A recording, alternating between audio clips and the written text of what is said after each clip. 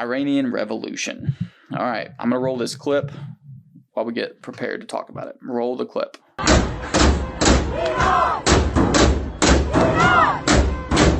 Iran! Iran! Iran! Iran! Iran! Iran! Iran!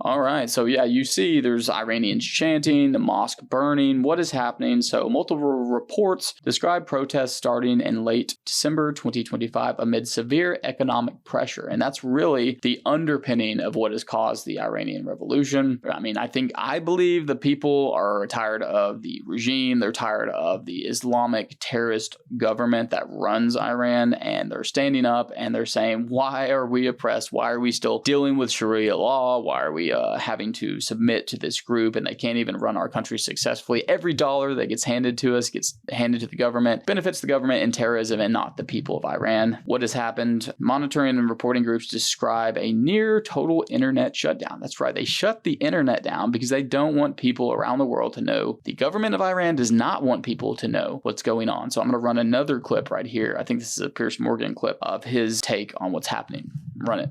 Murdering thousands of Iranians. Reports are that it may be as many as 12,000 or more, and that is why the regime is turning off the internet, so that we can kill them and the rest of the world can't see what we're doing. We need action to be taken. The Iranians are fighting a fight defenseless and unarmed against an extremely brutal regime. But when a regime shuts off the internet, what it's really doing is not trying to stop communication between protesters, it's trying to stop the truth about what it is doing in response being communicated to the world. And what it's doing is murdering thousands of Iranians who are protesting. And not only have they shut down the internet, not only are they not trying to let people know what's going on, but they are killing Iranian citizens who are protesting.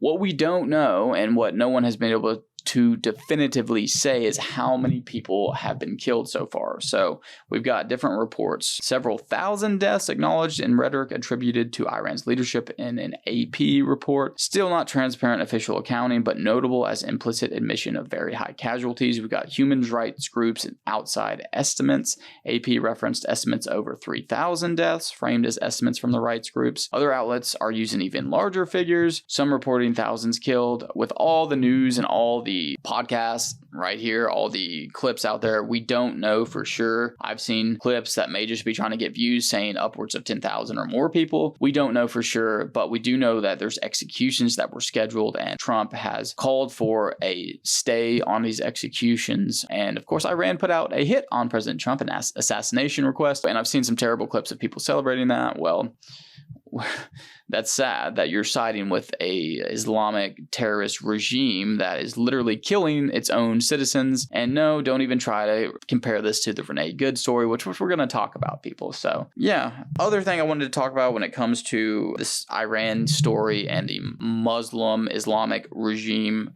government. I want to play this clip from Andrew Wilson. Some of you may have seen him online. He had a debate with an Islamic. The debate was over whether Christianity or Islam was a better, more superior religion. And this clip is from PBD Podcast, but it's talking about his argument that he made in the debate. Roll it and I'll talk about it. The core and the crux of the argument was really about ethics.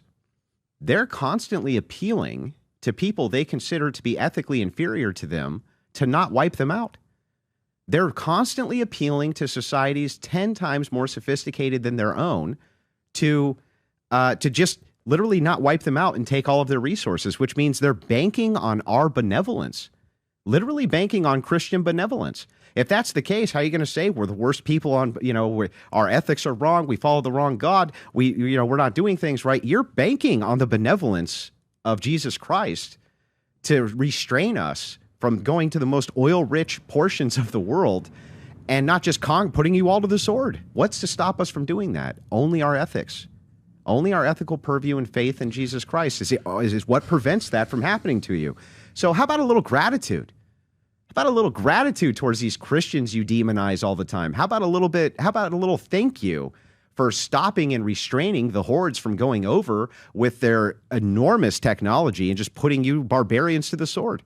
because we could. So, yeah, basically, and I'm just going to reiterate his points, Islamic countries are banking on our benevolence, our Christian faith, our ethics, because these Christian Western countries are so much more sophisticated and technologically, and our military is so much more sophisticated that if we wanted to, we could absolutely go over to Iran, eradicate their people, steal their resources, but they rely on our benevolence. They rely on our faith in Jesus Christ and our ethics to not do that. Because were they in our position, if America was a Muslim nation run by these same people that run Iran, Islam is supreme, and according to the jihad, they have the right and the duty to spread Islam through whatever means necessary, including killing people. So they absolutely would, and if they would now, if they had the capacity, if they were in charge of America, they would absolutely use our military to go wipe out Christian nation of Iran. But the point is, they literally rely on our benevolence and our ethics to not do that.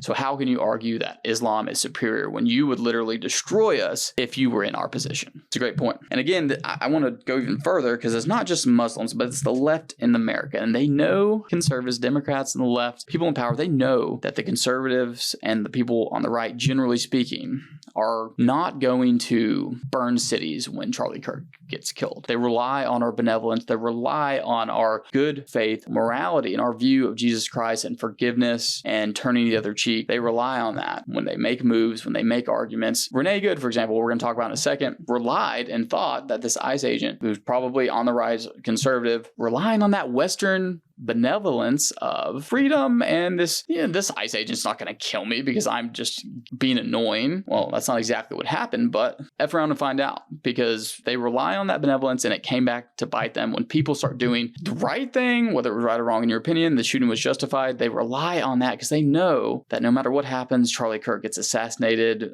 certain rulings happen that are not in their favor in Supreme Court, certain laws that we don't agree with get passed, that we're still going to follow the law and do the right thing and not stir up nonsense and stir up violence and violent protests, burn cities to the ground. We're not going to do that because that's not the right thing to do until it gets to a certain point, and then you can justify that. But they rely on it, just like the Muslim countries rely on the Christian benevolence of the Western world not to wipe them off the face of the earth.